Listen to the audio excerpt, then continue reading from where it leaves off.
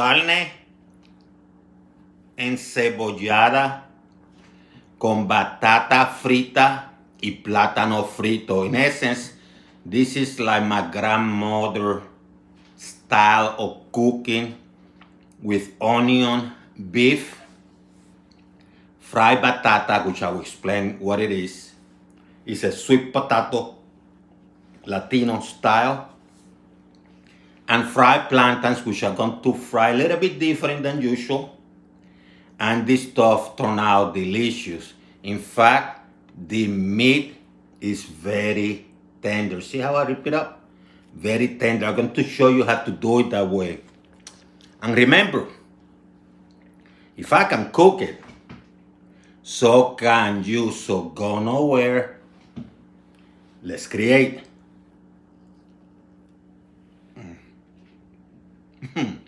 Wow.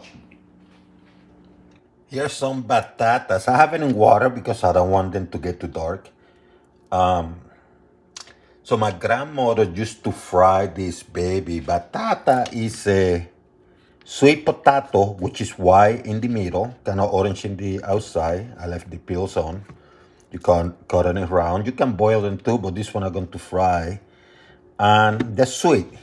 And you can find them in the Spanish market.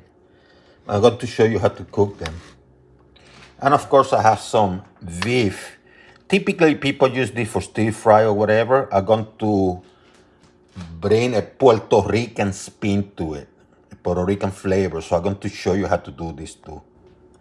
You can do this overnight, a few hours before, a few minutes before, it doesn't matter. I'm just going to show you how to do this. You put a little bit of extra virgin olive oil, just a few drops.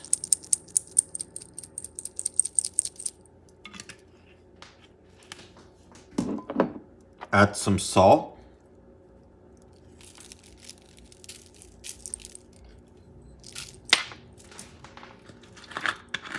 A little bit of vinegar.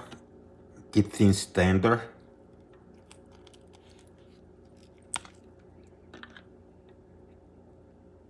Couple of caps.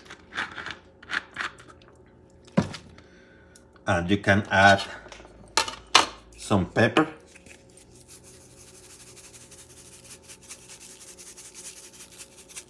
Black ground pepper, garlic, mince it, like something like this. If you have one of the stuff that you can squeeze and mince it, that works too. This stuff is going to smell delicious.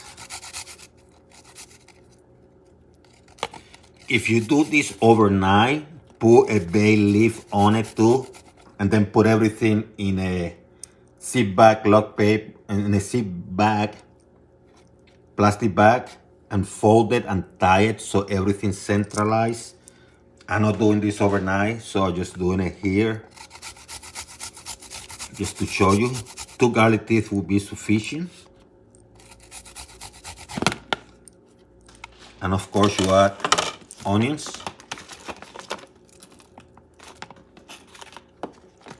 And this is a yellow onion, by the way, about half of an onion. Then you mix everything together. Let those flavors mix. So what I did here, I have a pan relatively deep. I put some vegetable oil, sufficient like to cover the batatas.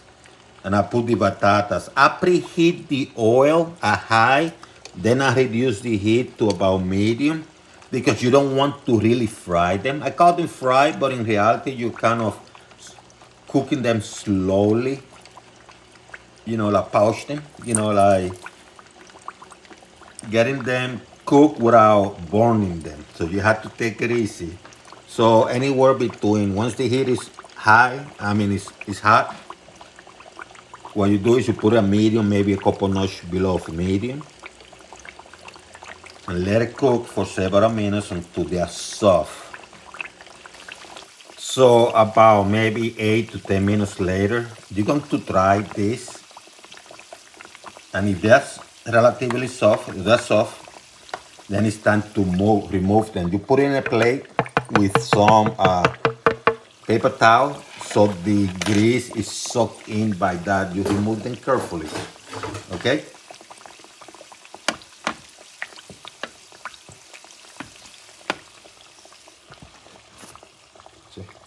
I'm going to take advantage of that. Medium heat, I'm going to leave it medium because it's hot. I have a green plantain like this, which I peel. And unlike the traditional tostones, which you cut in rounds, I just cut this one in half.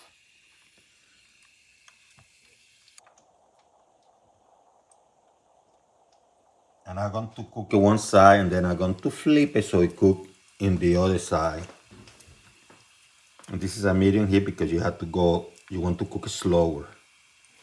You know, paper towel so it dries a little bit, but you don't want too long.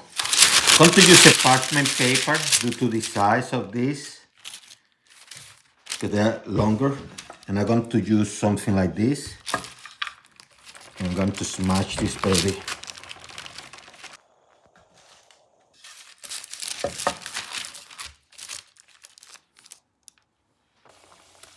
And fry them for no more than a minute. It's going to cook fast. Say about 45 seconds, maybe a minute. And then they're ready. So I have a cast iron for the meat, for la carne. Carne means meat. Beef in this case. And what I'm doing is I'm preheating my cast iron. And I'm going to use some of the oil that I used for the potatoes earlier. I mean for the batatas. Just put a little bit. Traditional, I use extra virgin or you know, extra virgin oil. Or sunflower oil. But I'm going to go with this one. You know, kind of preserving your juice. And what you're going to do, you're going to add this baby here. With the vinegar.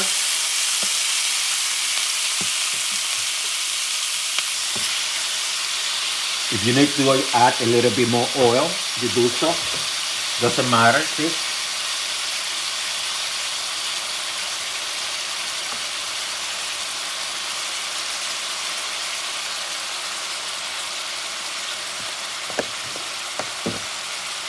Medium high.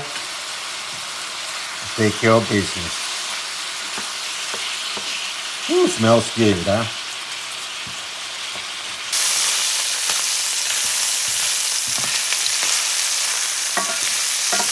Once you get a nice color and the onions get caramelized and dark, it's ready. See how beautiful it looks? This baby is ready. Took me about 6 minutes, by the way. Smells delicious.